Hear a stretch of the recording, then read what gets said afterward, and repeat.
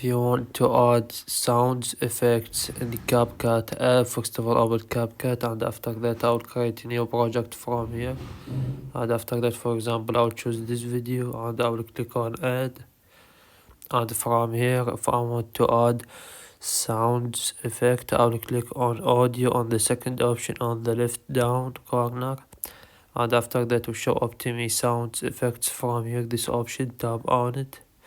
Sounds FX, and after that will show up to me multiple sound effects, and you can choose whatever you want from here, as you see.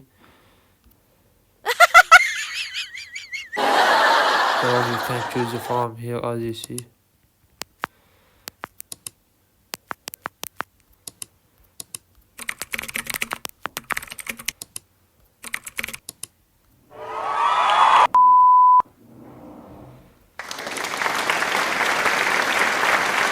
For example, I'll choose this, and after that I'll click on the plus icon from here, the front of him, and as you see we have it here. And from here you can move it to whatever you want. As you see, I will slide it here and I will play the video to see together. And as you see, and if I click on the sound effects timeline, and from here I can split it or fade in and out if you want, and you can make the volume higher or lower.